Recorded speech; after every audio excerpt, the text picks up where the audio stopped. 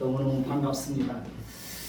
우리는 3주 전에 씨 뿌리는 사람의 비유에 대해서 함께 살펴보았습니다.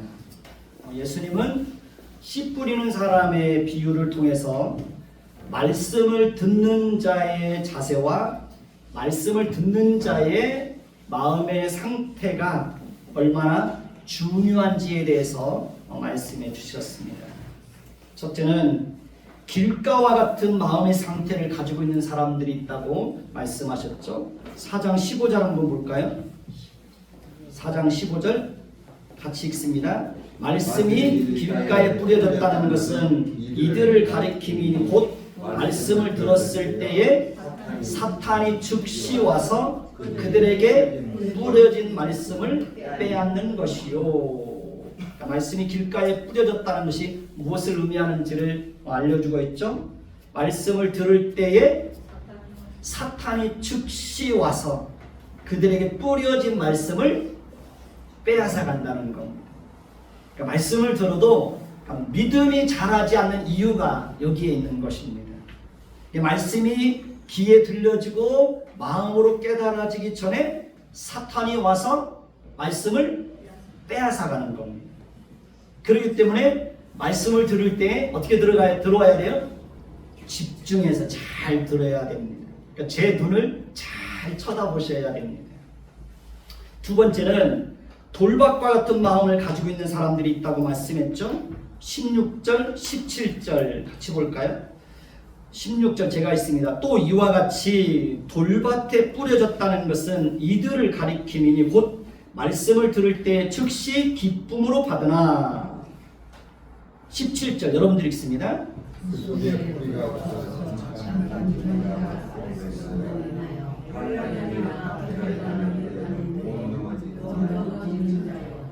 돌밭에 뿌려졌다는 것은 뭘 의미한다고요? 말씀을 들을 때에 기쁨으로 받지만 뭐가 없어서, 뿌리가 없어서 잠깐 견디다가 말씀으로 인하여 환난이나 박해가 일어나면 곧 넘어진다라고 말씀을 하고 있지요. 그러니까 뿌리가 없으면 조금만 어려워도 어떻게 해요? 쉽게 넘어진다는 겁니다. 자, 그 다음에 세 번째는 가시떨기와 같은 마음을 가지고 있는 사람들이 있다고 말하죠. 18절에서 19절 제가 먼저 읽습니다. 또 어떤 이는 가시떨기에 뿌려진 자니 이들은 말씀을 듣기는 하되. 19절 세상의 염려와 유혹과 자유의 말씀을 막아 불씨하지 못하게 되는다. 가시떨기에 떨어졌다는 것은 뭘 의미한다고요? 말씀을 듣기는 하되. 말씀을 듣기는 하되 뭐 때문에? 세상 염려와 재물의 유혹과 기타 욕심이 들어와서 말씀을 막아 결실하지 못하게 한다라고 말하죠. 자, 그 다음에 마지막으로는 좋은 땅과 같은 마음을 가진 사람들이 있다고 말합니다. 20절 같이 봅니다. 좋은 땅에 뿌려졌다는 것은 곧 말씀을 듣고 받아 30배나 60배나 100배의 결실을 하는 자라고 말하죠. 자, 좋은 땅과 같은 마음을 가진 사람은 어떤 사람들이라는 겁니까? 말씀을 들으면 그대로 받아들이고 순종한다는 겁니다. 말씀을 들을 때에, 지금 이 시간에도 말씀을 들을 때에 여러분의 마음의 상태가 어떠한지 한번 잘 살펴보시기 바랍니다. 길가와 같은지, 아니면 돌밭과 같은지, 아니면 가시떨기와 같은지, 아니면 좋은 땅과 같은지, 여러분들의 그 마음의 상태를 한번 잘 점검해 보시기 바랍니다. 그러니까 길가나 돌밭이나 가시떨기와 같은 마음의 상태를 가지고 말씀을 들으면 말씀이 뿌리를 내리지 못하고 열매를 맺을 수가 없습니다. 그러나 옥토와 같은 마음을 가지고 있는 사람은 말씀을 들으면 그대로 받아들입니다. 그리고 그대로 순종해요. 그런 사람들에게는 많은 열매들이 나타난다는 것입니다. 이어서 예수님은 등불을 비유로 해서 설명해 주고 있죠. 21절에서 23절. 21절 제가 있습니다. 또 그들에게 이르시되 사람이 등불을 가져오는 것은 말 아래나 평상 아래에 두려함이냐? 어디에? 등경 위에 두려함이 아니냐? 드러내려 하지 않고는 숨긴 것이 없고 나타내려 하지 않고는 감추인 것이 없다. 이렇게 말해요. 여러분, 사람들이 등불을 가지고 오는 이유는 말 아래나 평상 아래 두기 위해서가 아니라는 겁니다. 어디에? 등경 위에 두어서 어둠을 밝히기 위해서라는 거죠. 마찬가지로 그러니까 드러내지 하지 않고는 숨긴 것이 없고 나타내려 하지 않고는 감추인 것이 없다는 겁니다. 자, 예수님은 이 비유를 통해서 뭘 말씀하고 계실까요? 예수님은 자신을 억지로 감추지 않고 자신이 어떤 분인지를 다 드러내 보여주셨습니다. 예수님은 이적과 기적을 행하시고 귀신을 쫓아내는 일들을 통해서 예수님 자신이 어떤 분이고 예수님께서 이 땅에 오신 목적이 무엇인지를 분명하게 드러내 보여주셨습니다. 예수님은 자신이 하나님의 아들이라는 사실을 보여주셨습니다. 예수님은 자신이 이 땅에 오신 목적은 사탄의 일을 멸하고 사탄의 속박에서 죄인들을 구원하시기 위해서라는 사실을 분명하게 보여주셨습니다. 예수님은 죄인들을 죄의 종으로부터 구원하시기 오셨다는 것도 분명하게 밝히셨습니다. 예수님은 자신에게 죄를 사하는 권세가 있다는 것도 분명하게 말씀해 주셨습니다. 예수님은 구원을 얻는 길도 감추지 않고 다 보여주셨습니다. 그렇습니다. 우리는 기록된 말씀을 통해서 하나님이 어떤 분인지를 알 수 있습니다. 우리는 기록된 말씀을 통해서 예수님이 어떤 분인지 알 수 있습니다.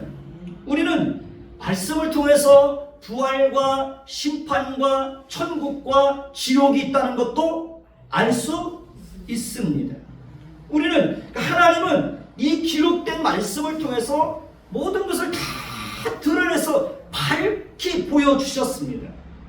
그렇기 때문에 들을 귀가 있는 사람들은 누구나 다 들을 수가 있습니다. 들을 귀가 있는 사람들, 볼 수 있는 눈이 있는 사람들은 다 들을 수 있고 다 볼 수 있고 다 깨달아 알 수 있도록 성경에 다 보여주셨습니다. 사람들이 들어도 듣지 못하고 깨닫지 못하는 것은 왜일까요? 왜 그럴까요? 마음이 완악해서 그런 겁니다. 마음이 강팍해서 그러는 겁니다. 그리고 말씀에 무관심하기 때문에 그러는 것입니다.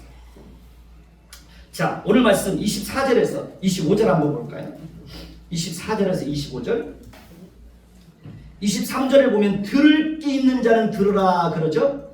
들을 귀가 있어야 들을 수 있는 겁니다. 자, 24절, 25절. 24절 제가 있습니다. 이르시되 또 이르시되 너희가 무엇을 듣는가 스스로 삼가라.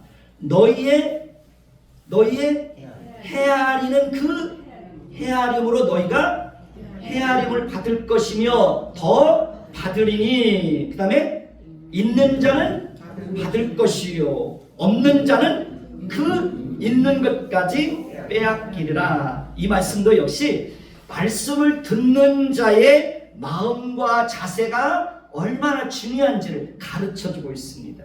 여러분, 헤아린다는 게 무슨 뜻일까요? 헤아린다는 것은 판단하다, 계산하다 그런 뜻이에요. 그러니까 판단한다, 계산한다. 다시 말하면 말씀을 들을 때에 그대로 받고 순종하는 것이 아니라 자신의 생각과 자신의 지식과 경험을 가지고 어떻게 하는 겁니까? 판단하고 계산하는 겁니다. 말씀을 들으면서도 계산하는 거예요. 말씀을 들으면서도 판단하는 겁니다. 여러분 갈릴리 가나에 혼인잔치가 있었던 건 잘 알죠? 예수님의 어머니도 거기에 계셨습니다. 예수와 예수님의 제자들도 그 혼례에 청함을 받았습니다. 그런데 포도주가 떨어졌습니다. 잔치에 포도주가 떨어진 겁니다. 그러니까 잔치에 포도주가 떨어졌다는 것은 굉장히 부끄러운 일입니다. 그런 상황에서 예수님의 어머니가 예수님에게 이렇게 말합니다. 저들에게 포도주가 없다. 예수님께서 이렇게 말씀하십니다. 여자여, 나와 무슨 상관이 있나이까? 내 때가 아직 이르지 아니하였나이다. 예수님은 어머니의 부탁을 거절하는 것처럼 말씀하셨습니다. 그럼에도 불구하고 예수님의 어머니가 하인들에게 이렇게 말합니다. 너희에게 무슨 말씀을 하시든지 그대로 하라. 한번 따라서 해볼까요? 너희에게 무슨 말씀을 하시든지 그대로 하라. 무슨 말씀을 하시든지 그대로 하라는 거예요. 마침 그곳에는 두세 통 드는 돌 항아리 6이 있었습니다. 예수님께서 하인들에게 이렇게 말합니다. 항아리에 물을 채우라. 예수님의 말씀을 들은 하인들은 묻지도 따지지도 않고 항아리에다가 물을 가득 채웁니다. 예수님이 다시 말씀하십니다. 이제는 떠서 연회장에게 갖다 주라. 하인들은 이번에도 예수님의 말씀에 그대로 순종해서 항아리에 있는 물을 떠서 연회장에게 갖다 줍니다. 그런데 그때 어떤 일이 벌어집니까? 물이 변하여 포도주가 되는 놀라운 일이 벌어집니다. 물이 변하여 포도주 됐네. 물이 변해서 포도주가 되는 기적이 일어납니다. 여러분, 우리가 말씀을 들을 때도 이런 자세를 들어야 되는 겁니다. 그러니까 하인들은 자신의 생각으로 판단하거나 계산하지 않았습니다. 이유를 달지 않았습니다. 묻지도 않았습니다. 의심하지도 않았습니다. 그들은 단지 예수님의 말씀에 그대로 순종했을 뿐입니다. 그리고 그들은 아는 거예요. 연회장이나 포도주를 마시는 사람들은 모르지만 하인들은 어떻게 물이 변하여 포도주가 되었는지를 아는 겁니다. 여러분, 요한복음 21장에 보면 부활하신 예수님께서 디베랴 호수에서 제자들을 만난 사건이 기록되어 있습니다. 예수님의 제자들은 예수님께서 부활하셨다는 사실을 모르고 다시 물고기를 잡으러 갔습니다. 시몬 베드로가 제자들에게 이렇게 말하죠. 나는 물고기 잡으러 가노라. 베드로의 말을 들은 다른 제자들도 우리도 함께 가겠다고 해서 그들은 함께 바다에 나가서 배에 오르게 됩니다. 그러나 그날 밤에 아무것도 잡지를 못했습니다. 밤새도록 그물을 내리고 고기를 잡았지만 한 마리도 못 잡았습니다. 날이 새어갈 때에 예수님께서 바닷가에 서 계셨습니다. 그러나 제자들은 예수님이신 줄 알지 못했습니다. 예수님께서 그들에게 따뜻한 음성으로 이렇게 물으십니다. 얘들아, 너희에게 고기가 있느냐? 그들이 대답합니다. 없습니다. 예수님이 다시 말씀하십니다. 그물을 배 오른편에 던져라. 그러면 잡으리라. 그들은 예수님의 말씀을 듣고 그대로 순종하여 그물을 배 오른편에 던집니다. 그런데 그때 어떤 일이 벌어집니까? 물고기가 많아서 그물을 들을 수가 없게 되었습니다. 이때에도 예수님의 제자들은 자신들의 생각으로 판단하거나 계산하지 않습니다. 묻지도 않습니다. 그들은 예수님의 말씀에 그대로가 중요한 겁니다. 그대로 순종합니다. 그리고 그들은 예수님께서 행하시는 놀라운 일을 경험합니다.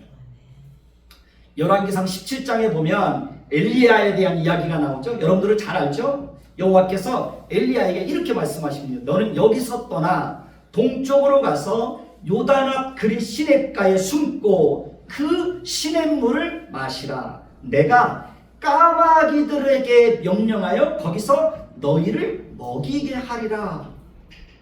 이때에도 엘리야는 자신의 생각으로 하나님의 말씀을 판단하지 않습니다. 하나님의 말씀을 의심하지 않습니다. 엘리야는 그때도 하나님의 말씀에 그대로 순종합니다. 그리고 엘리야가 하나님의 말씀에 순종했을 때 놀라운 일이 벌어집니다.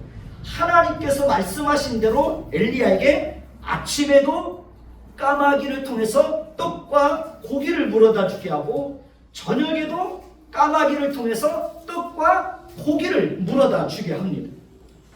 그러니까 엘리야는 하나님의 말씀에 그대로 순종하는 것을 통해서 하나님께서 행하시는 놀라운 일들을 경험하게 됩니다.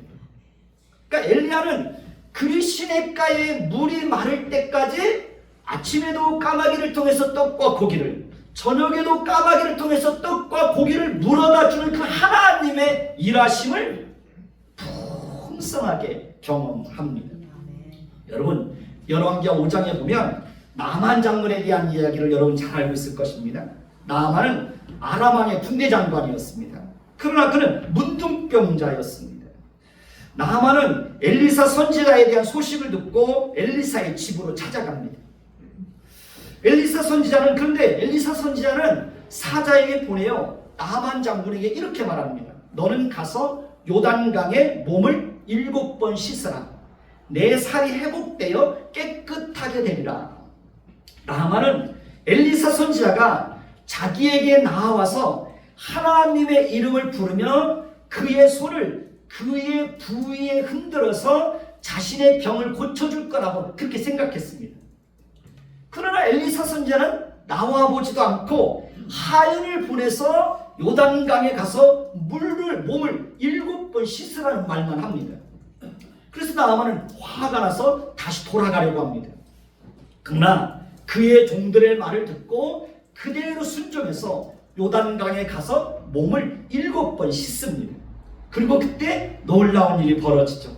선지자의 말을 듣고 그대로 순종했을 때 그의 살이 어린아이와 같이 회복되어 깨끗하게 되는 놀라운 기적을 경험하게 됩니다. 여러분, 우리도 이렇게 하나님의 말씀을 들으면 우리의 생각과 경험과 지식과 능력으로 판단하거나 계산하면 됩니까? 안 됩니까?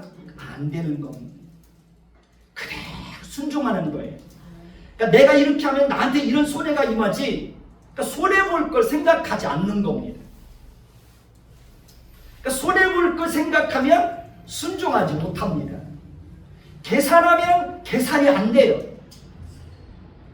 계산하면 순종할 수가 없어요. 그런데 그런 걸 생각하지 않는 거예요. 계산하지 않는 거예요. 판단하지 않는 거예요. 손해볼 걸 생각하지 않는 겁니다. 하나님이 나에게 감동을 주면 그대로 순종하는 겁니다. 그러면 하나님께서 행하시는 놀라운 일들을 경험할 수가 있는 것입니다. 우리가 말씀을 들을 때 그런 자세로 들어야 된다는 겁니다.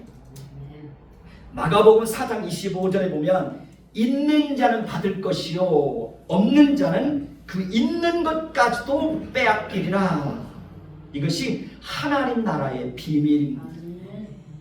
순종하는 자는 더 받지만 순종하지 않으면 그나마 있는 은혜마저도 다 빼앗기는 겁니다. 그러니까 그대로 순종하는 자에게는 하나님이 더 은혜를 주는 거예요.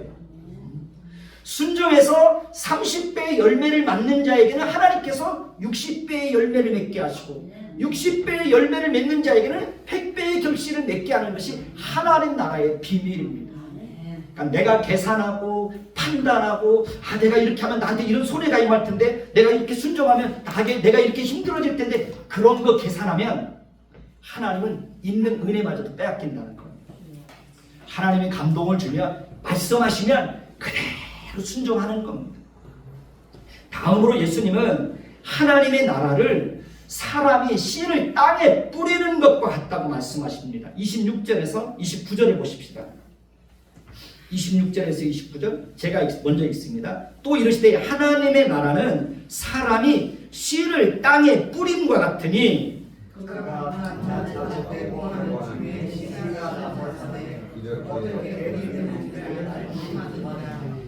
땅이 스스로 열매를 맺되 처음에는 싹이요 다음에는 이삭이요 그 다음에는 이삭에 충실한 곡식이라.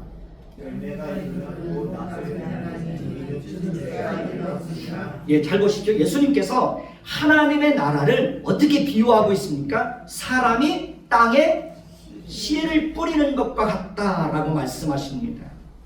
자, 이것은 예수님께서는 하나님의 나라를 사람이 땅에 씨를 뿌리는 것을 또 비유한 것은 하나님의 나라는 우리가 알지 못하는 가운데서 은밀하게 자란다는 것을 교훈하고 있는 것입니다.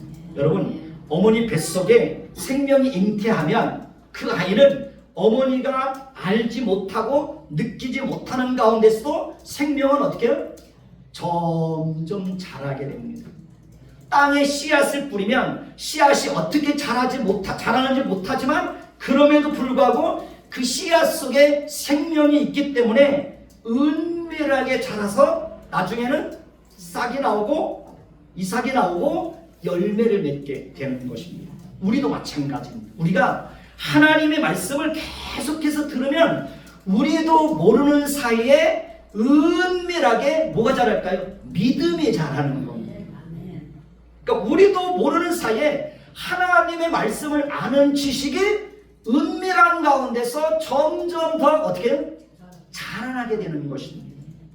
그러니까 우리도 모르는 사이에 하나님의 말씀을 아는 지식이 점점 더 자라는 겁니다. 우리도 모르는 사이에 은밀하게 우리 안에서 하나님의 성품이 은밀하게 자라갑니다. 그리고 어느새 보면 하나님을 아는 지식과 하나님의 성품을 아는 지식과 하나님의 일하심을 아는 지식과 말씀을 아는 지식으로 충만해 있습니다. 이 모든 것들이 다 은밀한 가운데서 이루어진다는 겁니다. 우리가 알지 못하는 가운데서. 저도 지금 생각해보면 처음에 제가 신앙생활할 때 제가 뭘 알았겠어요? 하나님을 알았겠어요? 말씀을 알았겠어요? 하나님의 성품을 알았겠어요? 하나님의 일하심을 알았겠어요? 아무것도 모르는 상태에서 시작한 겁니다. 그런데 저도 모르는 사이에 내 안에서 은밀하게 그 모든 것들이 다 자라는 거예요. 지금은 하나님의 말씀과 하나님의 성품과 하나님의 일하심을 아는 지식이 내 안에 충만해 있는 겁니다. 하나님이 우리 안에서 그런 일들을 하신다는 거예요. 여러분, 새벽에 갈라디아서의 말씀을 읽다가 정말 은혜가 나는 말씀이 있었습니다. 여러분, 바울에게는 육체의 가시가 있었습니다.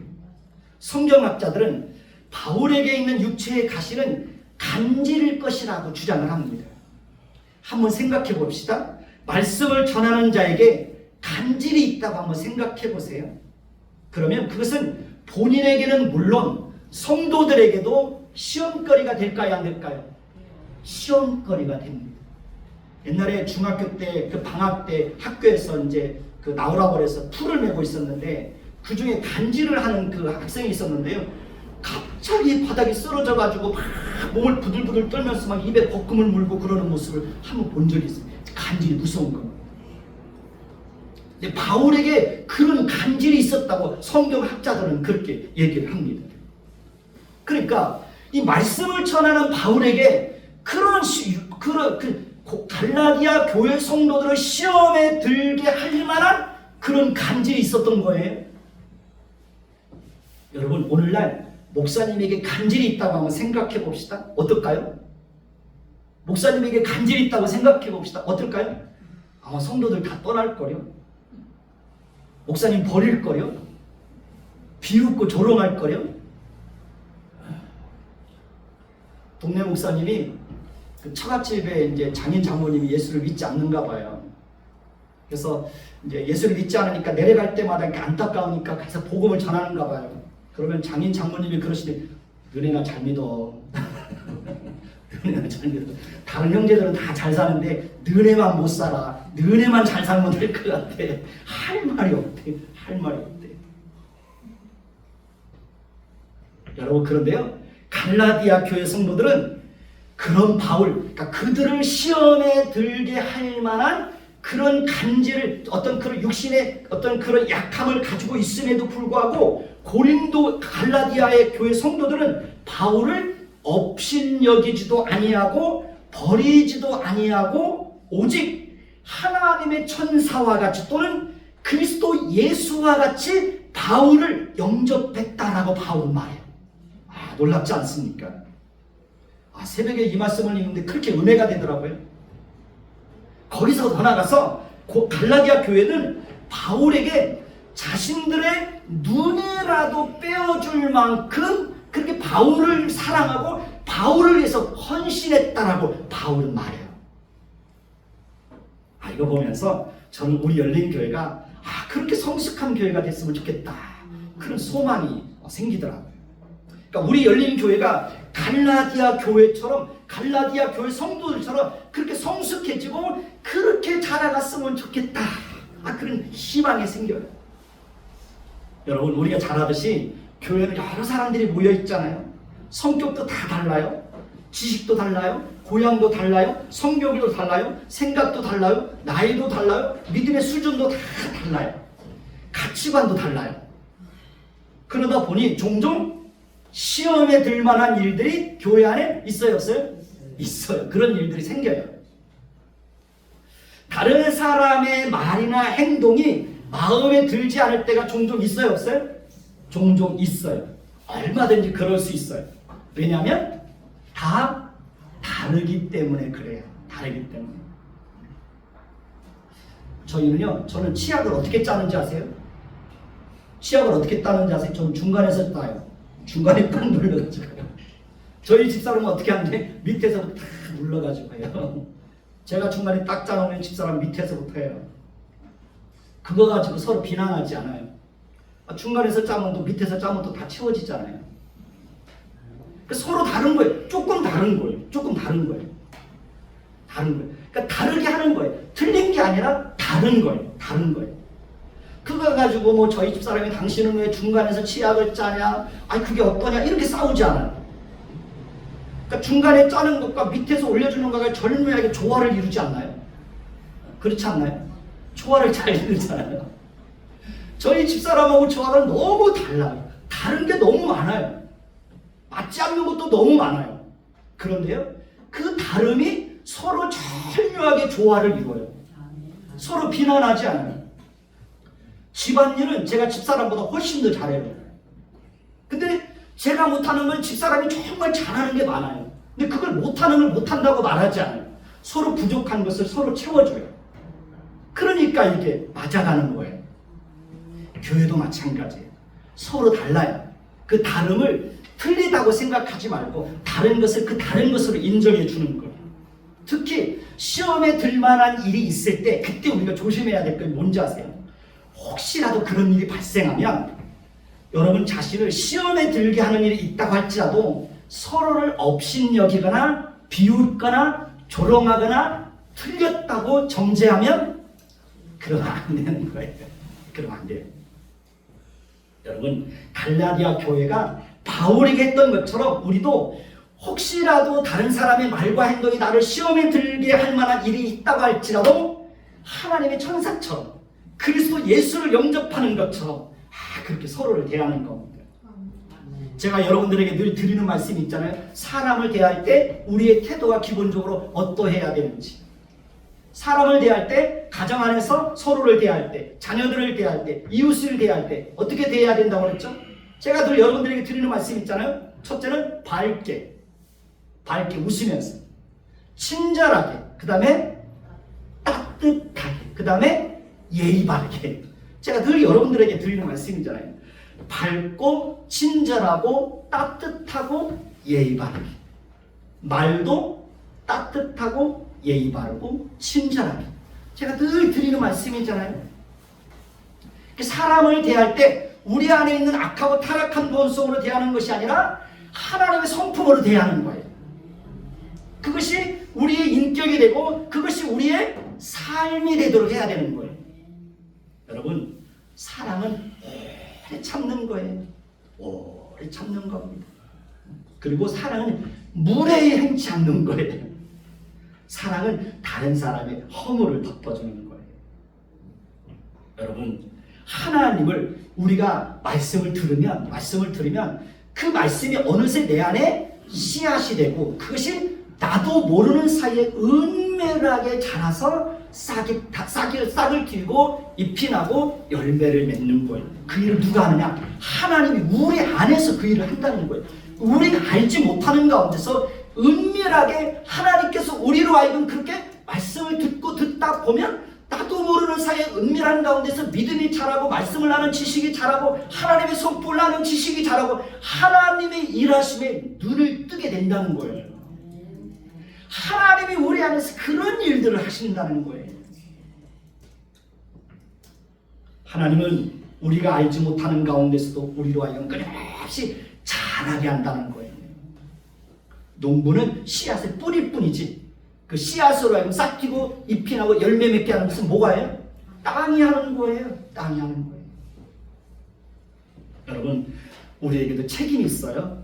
하나님이 우리 안에서 믿음이 자라가게 하지만 점점 더 자라가고 성숙해지게 하지만 우리에게 책임이 있어요. 말씀을 들으면 우리의 생각과 경험과 지식으로 판단하거나 계산하지 말고 어떻게? 그대로 순종하는 거예요. 그대로 순종하는 거예요. 그게 옥토밭이에요. 옥토밭이. 다음으로 예수님은 하나님의 나라를 겨자씨에 비유해서 설명하고 있습니다. 30절에서 32절을 볼까요? 30절에서 32절. 30절 제가 있습니다. 또 이러시되 우리가 하나님의 나라를 어떻게 비교하며 또 무슨 비유로 나타낼까?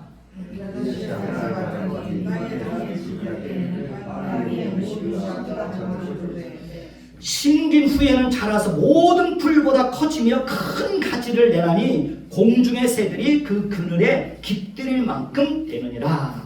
여러분 잘 보세요. 예수님은 겨자씨 하나의 비유를 통해서 하나님의 나라가 어떻게 시작이 되고 어떻게 확정되고 확장되고 어떻게 완성되는지에 대해서 설명하고 있습니다. 겨자씨는 땅의 모든 씨보다 가장 작은 씨라고 부릅니다.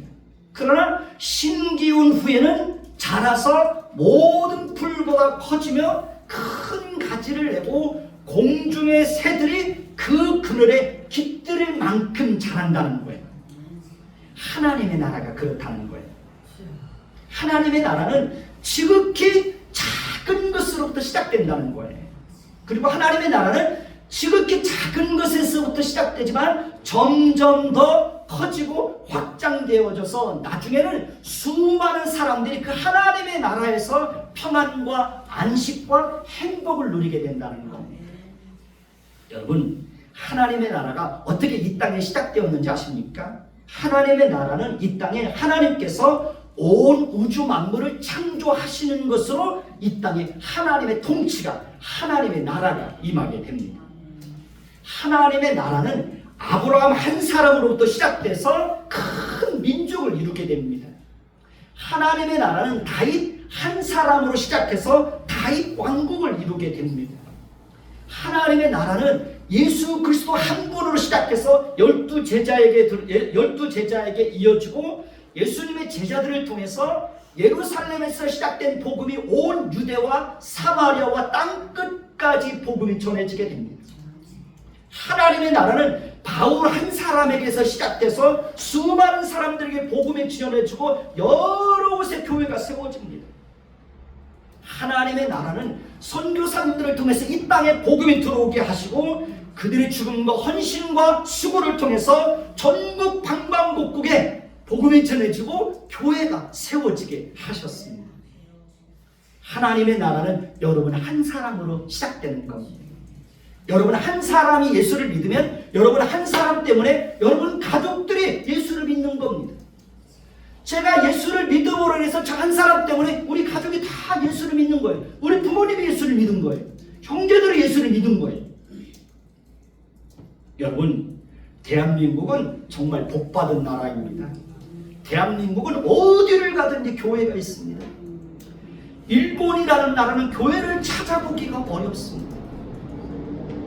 일본은 정말 교회가 없습니다. 교회가 없습니다. 근데 우리는 맘만 먹으면 갈 교회가 너무 많아요. 이 지역에도 교회가 50교회가 많습니다. 여러분, 교회가 많다는 건 복이에요. 교회가 많다는 건 교도소가 많으면 복이겠습니까? 교회가 많으면 복이겠습니까? 교회가 많은 게 복이죠. 예수님께서 오시는 그날까지 하나님의 나라는 그렇게 점점 더 확장되고 점점 더 완성되어져 갈 것입니다. 복음이 들어가면 나라가 변합니다. 복음이 들어가면 가정이 변합니다. 복음이 들어가면 한 사람의 인생에 놀라운 변화가 일어납니다. 저도 예수를 믿음으로 인해서 제 인생에 많은 변화가 일어났습니다. 가정 안에도 많은 변화가 일어났습니다. 여러분, 가장 큰 복이 뭔지 아십니까? 가장 큰 복이 뭔지 아십니까? 예수님 잘 믿는 겁니다. 그게 최고의 복입니다. 이 땅에서 예수님 잘 믿다가 이 다음에 죽어서 천국 가는 거, 그게 최고의 복입니다. 저는 여러분들 이 다음에 천국에서 다 만났으면 좋겠어요. 한 사람도 빠짐없이. 그래서 저는 마음에 막 안타까움이 있어요. 여러분들의 영혼에 대한 막 안타까움이 있어요. 안타까움. 천국에서 다 만났으면 좋겠어요. 그게 저의 안타까움이에요. 늘 기도 제목이에요. 하나님, 우리 교회 안에 있는 성도들 중에 한 사람도 하나님의 나라에서 제외되는 사람 없이 다 그 영혼이 구원받아 천국에서 만날 수 있도록 하나님 도와주세요.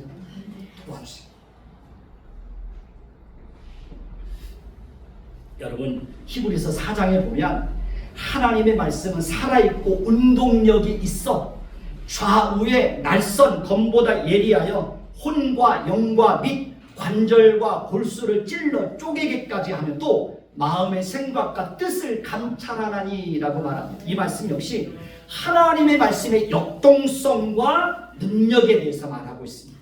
하나님의 말씀을 살아있고 운동력이 있어 그 영향이 미치지 못하는 것은 아무것도 없다.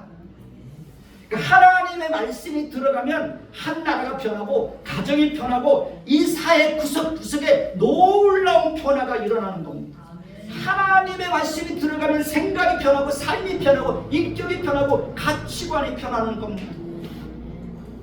여러분, 이 땅에 한국교회가 없다고 생각해 보십시오. 10월 27일 날 광화문에서 그 한국교회 성도들이 모여서 포괄적 차별금지법을 반대하는 집회를 했습니다. 만약에 한국교회가 그런 목소리를 내지 않으면, 그래서 우리나라가 동성애가 합법화되고 포괄적 차별금지법이 통과되면 이 나라가 어떻게 될까요? 그렇지 않아도 지금 청소년들이 동성애에 빠지고 마약에 중독되는 청소년들이 200만 명을 넘는다고 그래요. 지금은 학교에까지 동성애가 들어와 있어요. 학교 근처에까지 마약이 들어와 있어요. 한국교회가 이 역할을 하지 않으면 이 나라가 어떻게 될까요? 이 나라에 소망이 없는 거예요. 그래서 한국교회가 그것을 막아내고 있는 거예요. 목소리를 내는 거예요. 그것만은 안 된다. 누가 그 소리를 냅니까? 불교에서 그 소리를 냅니까? 천주교에서 그 소리를 냅니까? 하나님을 모르는 사람들이 그 소리를 냅니까? 교회가 그 소리를 내는 거예요. 왜냐하면 그걸 막아내지 않으면 이 나라가 부패하고 무질서하고 타락하고 이 나라의 우리 다음 청소년들이 이 땅에서 살아갈 수가 없는 거예요. 어떻게 되겠어요?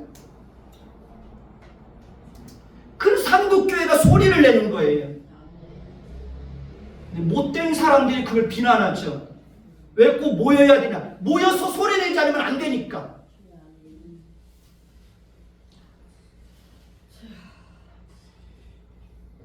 (100만) 명이 모여서 집회를 했어도 쓰레기 하나 없었대잖아요. 깔끔하게 정리하고 나오는 거예요.